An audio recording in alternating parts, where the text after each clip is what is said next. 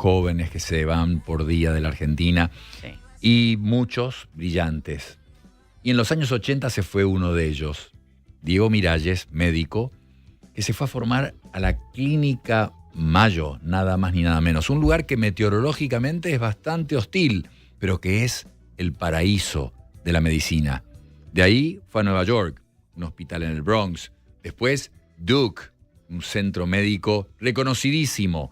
Y finalmente mutó a la biotecnología, donde desde una farma muy importante creó una incubadora, un centro desde el cual promovía emprendedores jóvenes para empezar esa carrera en la biotecnología. Pero no, mucho mejor que lo cuente él. Diego, si estás ahí, ¿cómo estás? Desde California, ¿no? Sí, hola Conrado, un placer y un honor estar en el programa. Gracias por invitarme. No, gracias a vos y pongámosle un cierto orden a esto y ni yo mismo y la gente seguro se pregunta cómo ese chico muy jovencito, hace ya más de 30 años, decidió irse a Estados Unidos a formarse. ¿Por qué? ¿Cómo en la Clínica Mayo? ¿Cómo es esa historia, Diego? Muchos argentinos piensan eso. Sí, totalmente. Nunca me olvido el día que me fui de la Argentina. Es como si hubiera sido ayer, despidiendo de mis tías que me habían acompañado a Seiza mientras la escalera subía, ¿no? La escalera subía y desaparecieron de la vista y ahí me quedé solo. Y ahí estás solo, te vas, ¿no? A un lugar solo. Y es un desafío emocional, ¿no es cierto? Aparte yo me fui y no tenía nada cuando me fui a buscar, había dado el examen y había pasado el examen y es más, no, cuando me fui ni siquiera sabía cómo había ido el examen, ahora que me acuerdo. Y me fui a visitar a un amigo en Nueva York y cuando estaba ahí recibí que le había pasado el examen y bueno, tenía pensado hacer un viaje por el mundo, pero un amigo que tenía ahí me dijo, no, que es muy competitivo, ¿por qué no aplicás? Estaba aplicando tarde, apliqué y de repente se me dio de un trabajo en el Bronx, ¿no es cierto? Que no, viniendo de donde veníamos a la Argentina, en 1987 es un lugar muy diferente del que es hoy en día. Era un país súper seguro, ¿no es cierto? Era un país muy familiar, ¿no? No era es decir, obviamente muchas cosas, la seguridad y elementos así. Nosotros viajábamos en tren cuando teníamos 12 años, iba a Quilmes a visitar a mi abuela, era otro país. Y entonces el Bronx en 1987 había una epidemia de crack, cocaine, y la violencia terrible. Es de ahí donde no Harry el sucio y todas esas cosas vienen de ahí, del subte ahí. Yo me tomaba el subte para ir al Bronx. Todos viajábamos en el mismo vagón porque nadie se animaba a estar solo en un vagón a las 2 de la noche, a las 10 de la noche. Espera que te intercalo dos cosas. Una, que vos no me ves a mí, pero nosotros te vemos a vos. Ahora tu cabeza. Ok, no sabía eso. Si mirás la cámara, nos estás viendo. Te presento a Flor, aunque no la vas a ver. Hola. Una joven Gusto locutora escucharte. y acompañante y mucha gente acá alrededor. Pero te vemos perfecto. Pero quería también empatizar. Yo lo hice también, Diego, porque la gente para Sé que lo sienta lo que hiciste, vos... por eso sé que entendés lo que digo. Y A lo- más o menos al mismo tiempo lo hicimos. No, yo a los 23 años, 80 y corto, en el año 80 y muy corto, y en Harlem. Mi primer trabajo en Nueva York fue en Harlem. Exacto. Acababa de explotar la epidemia de HIV. Decía. Exactamente, Sí. no se sabía lo que era, no tenía nombre todavía. Cuando yo llegué, no tenía nombre todavía. O sea, te entiendo perfecto. ¿Y sabes qué? Para que la gente entienda, cuando Diego dice que el Bronx era peligroso, que te crean, era un lugar muy peligroso. Yo me tomaba el subte para bajarme en Harlem. Algunos pacientes que vivían en la calle me acompañaban hasta la puerta del hospital diciendo, no voy a dejar que a mi doctor le pase algo. Y yo no entendía bien Sí, por qué era sí. eso. Pero perdóname, entonces llegaste y ahí empezás o haces y ahí te seguimos No, viendo. quiero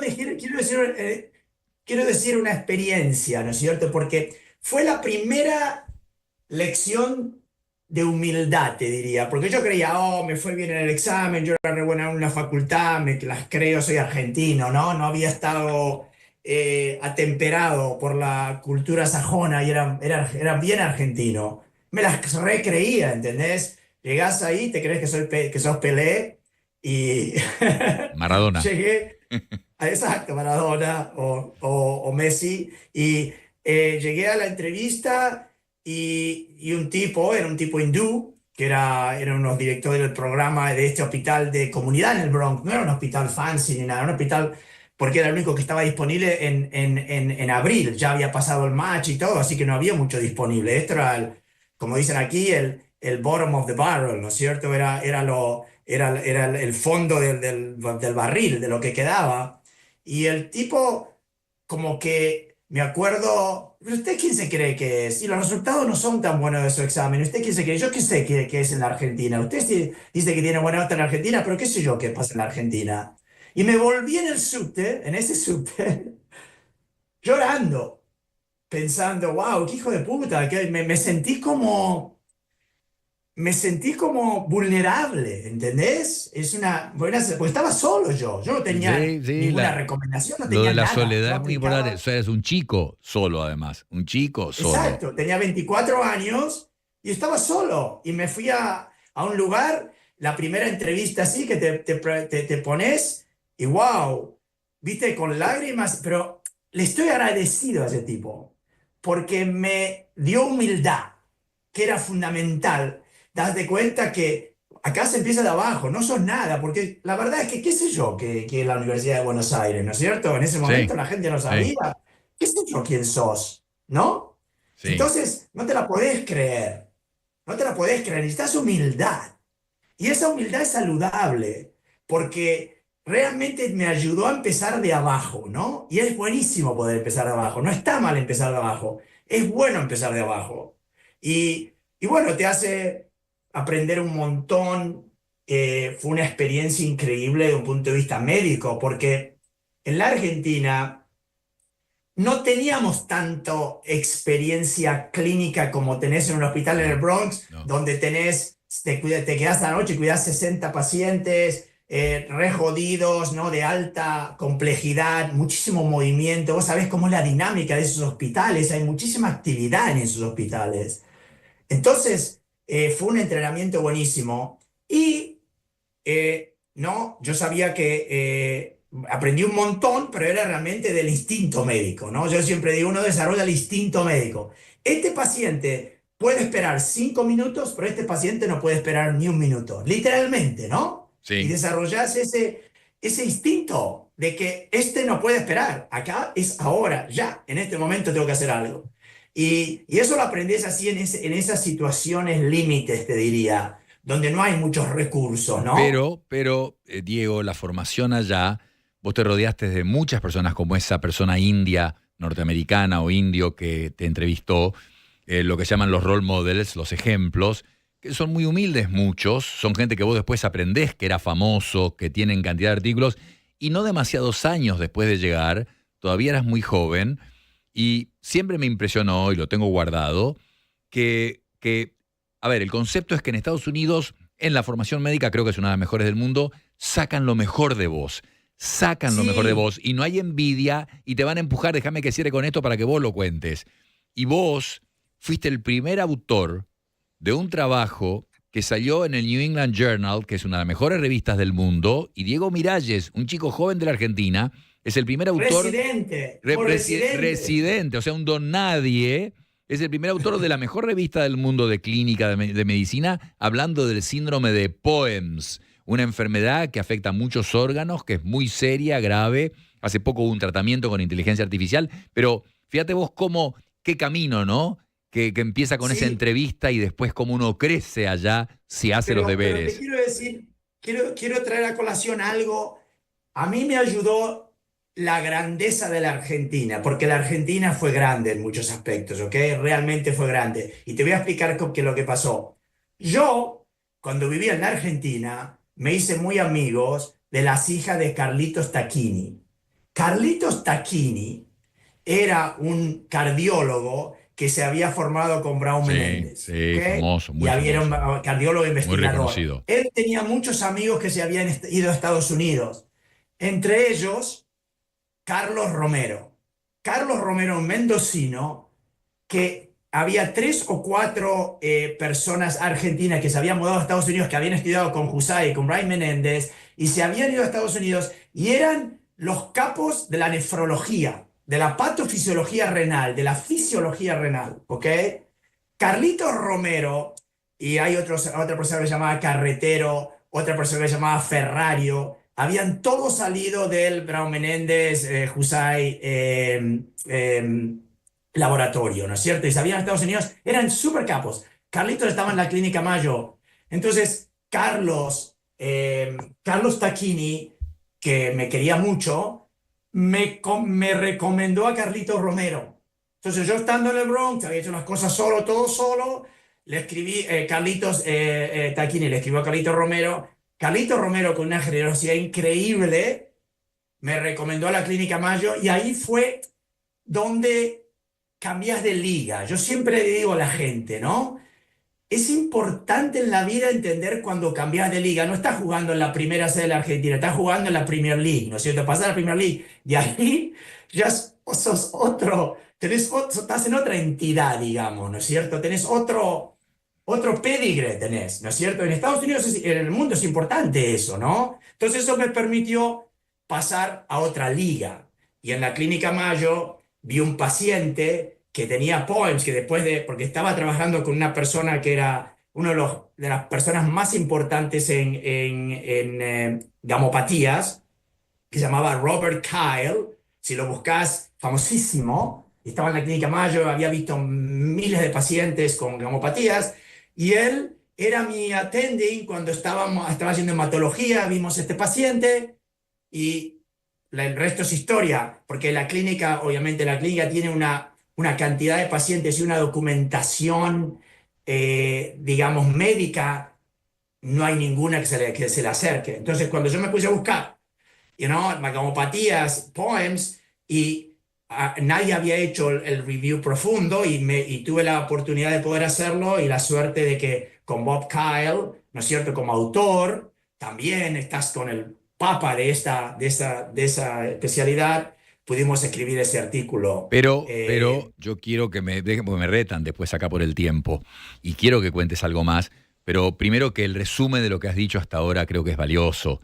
El chico que llega solo, con miedo, que va a una entrevista, le va mal, vuelve llorando en el subte, y de repente está en la Clínica Mayo con uno de los médicos más famosos del mundo, perdón, estabas con muchos de los médicos más famosos del mundo, y que escribe un artículo en la mejor revista de medicina siendo un chico, jovencito.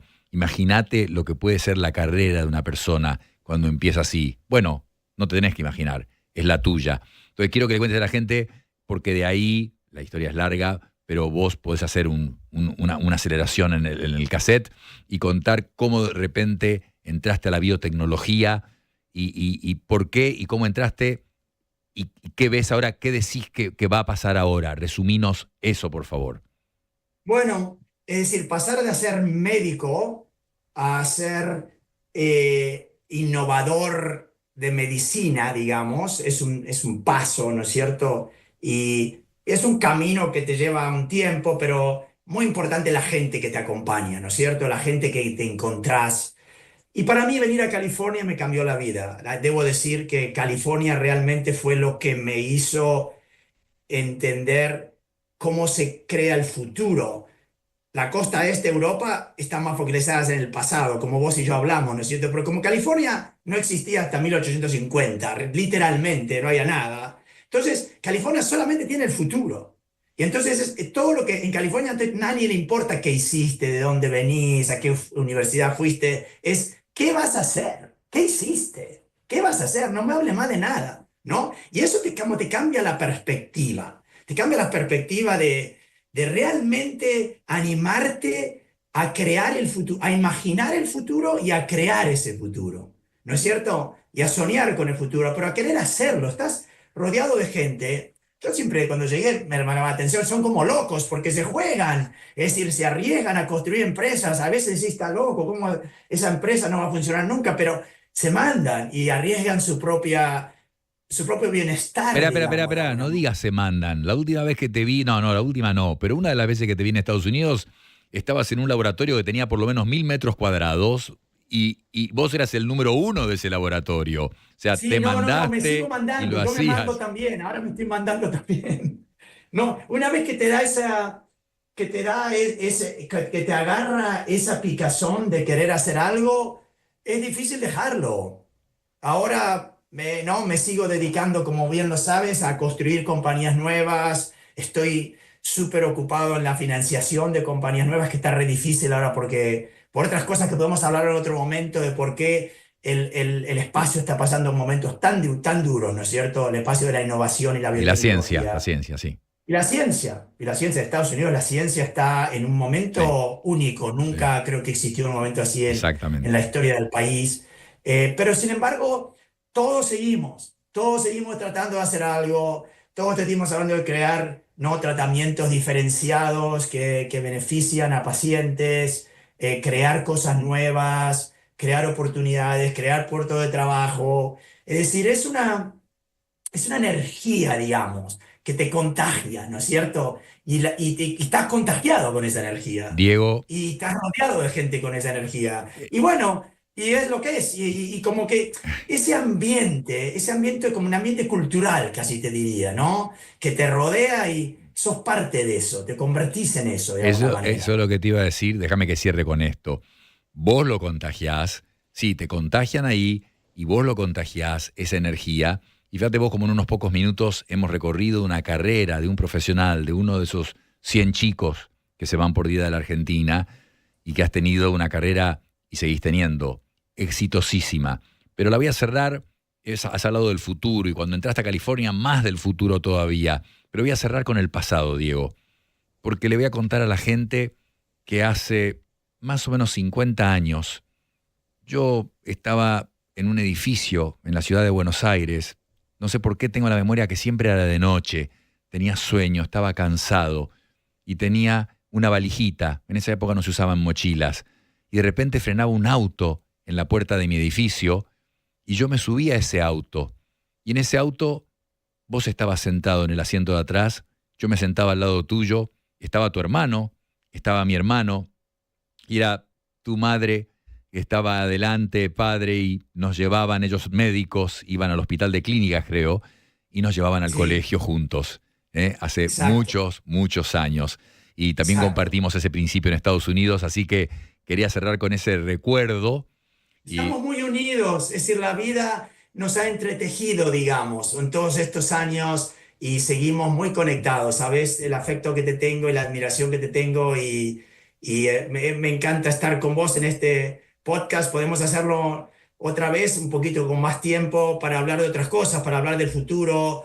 Creo que comentás muchas veces lo del futuro de la inteligencia artificial y a dónde nos lleva, dónde nos puede llevar, cómo pensar en la profesión de la medicina para el futuro. Muchas cosas para hablar, muy interesantes y que me encantaría conversar con vos. Florencia está al lado mío, está anotando, quedó agendado. Así que Diego Miralles, parte 2 en el futuro. Mil gracias, Diego, allá temprano en la tarde en California. Ok, Un muchos abrazo. cariños, un Un abrazo para todos. abrazo, Ok, Diego. Chau, chau. chao, chao. Hasta las 21. Bienestar 107.9 con Conrad.